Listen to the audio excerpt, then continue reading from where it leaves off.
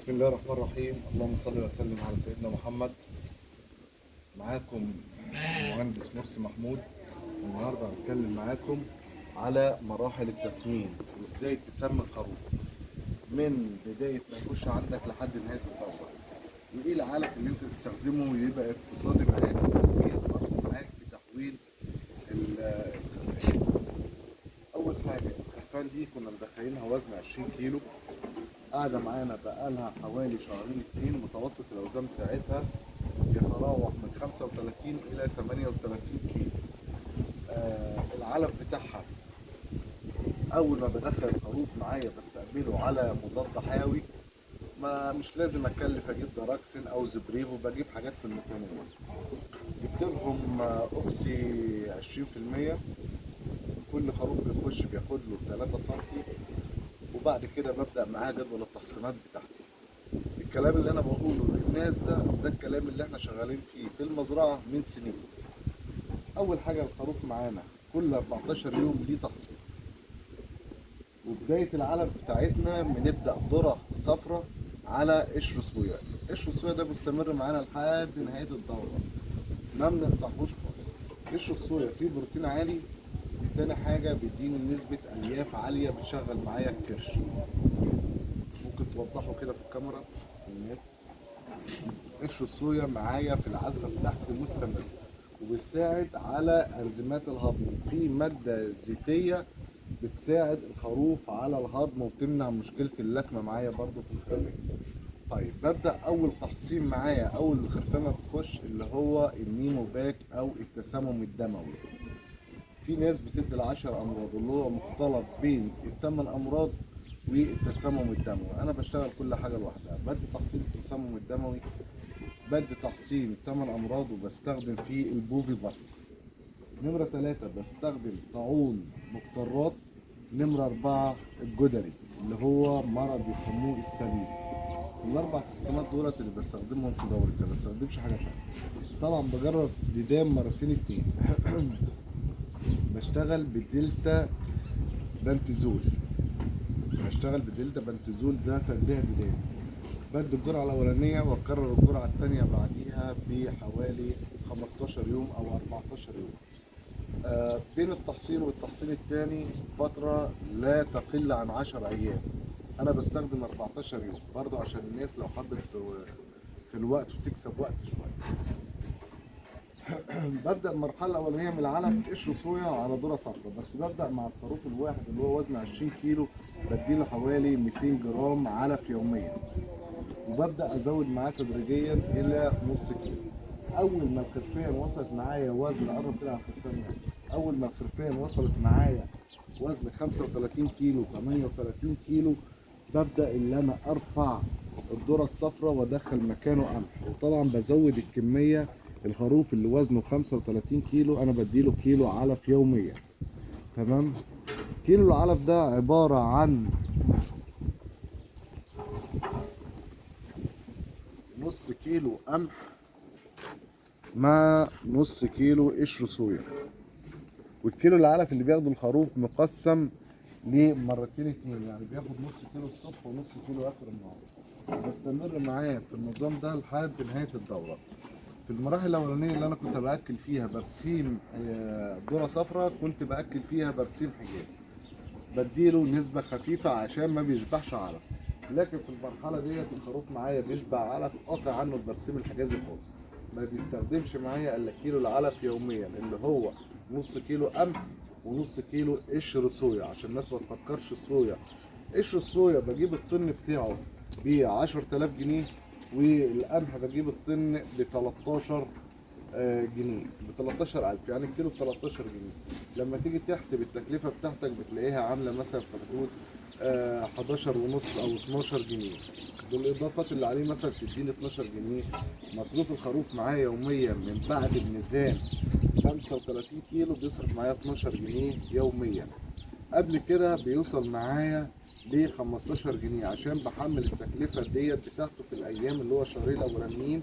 بحمل تكلفه التحصينات والادويه والحاجات دي ما عادتش رخيصه، يعني البوبي باست النهارده داخل في ال 5000 جنيه. فبحمل التكلفه بتاعته، بتلاقي مصروف الخروف معايا في اليوم 15 جنيه. بعد كده ما عنديش اي مصاريف ثانيه الا العلف من ميزان 35 كيلو. لما بوصل معايا ميزان 35 كيلو، العلفه دي بتحول معايا 7 كيلو ونص في الشهر.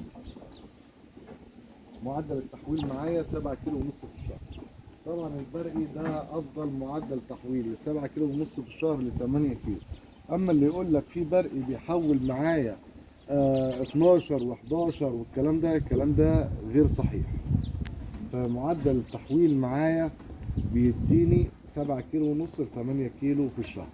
لما تيجي تحسب التكلفة بتاعتك وهامش الربح بتاعك على الدورة كلها، الخروف بيديك دلوقتي في حدود 1250 ل 1500 جنيه مكسب. دي أقصى حاجة. لو الدورة ما حصلش معانا نافق خالص فيها، بتتم معانا ال 1500 جنيه مكسب. أما لو حصل نافق معانا، فبتسمع معايا الدورة 1250 للراس الواحد مكسب. تمام.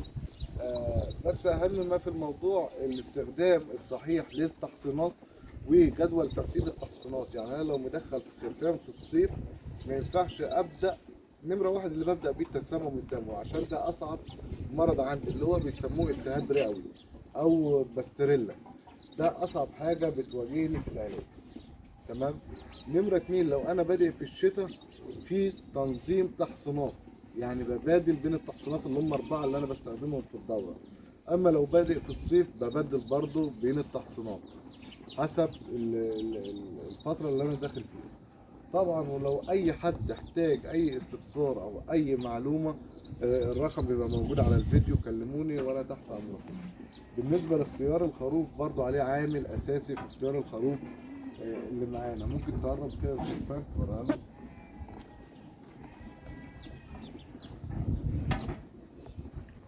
طبعا قص الخروف، الخرفان دي كلها بتتقص معايا، بس مرحلة القص بتاعت الخروف مش هتبدأ الا عند ميزان 40 كيلو. يعني ان شاء الله 1/9 ابدأ تسمع مثلا هنا في القطيع ده حوالي من اكتر من النص يكون سماع ل 40 كيلو، فابدأ اقص عند ميزان 40 كيلو الخروف. في ناس اخواتنا في مطروح طبعا ما بيقصوش خرفان، كل الناس ولها نظامها، بس اصل الخرفان بيساعد معايا في التحويل.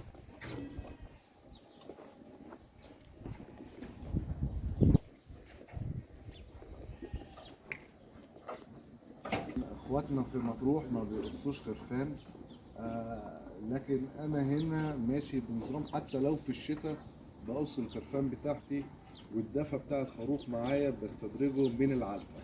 طبعا لو شغالين في الشتاء، في اضافات بضيفها على العلفة، زي بحط مثلا على الطن كيلو شطة حمراء، ده في الشتاء بيساعد معايا على تدفق الدم في الحيوان، وبيجري الدم فيه ويساعد معايا في التحويل.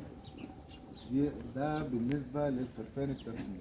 اما الناس اللي هي عايزة كانت بتسألني على تأسيس امهات، لو بدأ بامهات زي ديت ما ينفعش يسيبها على مرعى، الكلام ده غلط ومش صحيح. لو سبت غنم نتي اعمار 4 شهور و5 شهور وعايز تعمل قطيع محترم، هتسيب الغنم دي على مرعى، الغنم ده هتكلفت منك وهتدبل منك ومش هتنفع خالص، حتى لو بتاكلها برسيم حجازي بس اللي هو فيه نسبة بروتين عالية. مكان الخلطة اللي أنا بستخدمها اللي هي قمح وصويا، أنت بتشتغل ذرة صفراء وصويا. هيجي الناس تسألني تقول لي الذرة الصفراء بيعمل تكيس على المبايض والنعجة ما بتعشرش. مفيش الكلام ده يا جماعة. المبايض دي بتبدأ تكيس فيها بعد نسبة بروتين ما تعدي 18%. أما الذرة الصفراء الطاقة فيها أعلى والبروتين فيه نسبة 8%، وقشر الصويا نسبة البروتين فيه بتصل ل 14 إلى 18% حسب الكسرات اللي بتطلع لنا القشر. تمام. فما فيش الكلام ده ومش هتعمل تكيس معاك وانت بتدي النعجة نص كيلو ذرة صفراء. النعجة لما بتولد معانا بديها كيلو ذرة صفراء يوميا، يا اما ذرة بيضة يوميا، ومفيش الكلام ده كله، بتعشر بعد 40 يوم من الولادة. فانت ما تديش معلومات او تصدق اي حاجة، شوف على ارض الواقع. ولو في اي حد عايز يجي يعاين ويشوف ويقعد معانا يشرفنا يوم نستضيفه، اللي هو يتعلم او يشوف الدنيا او يحضر معانا العلف او يحضر معانا اي حاجة، برضو احنا مفيش ادنى مشكلة معاه. شرفنا ومكاننا معروف طبعا في وادي النطرون والمزرعة معروف. ولو حد وقف على اي اسئلة او اي استفسارات، هسيب لكم الرقم على الفيديو. والسلام عليكم ورحمة الله.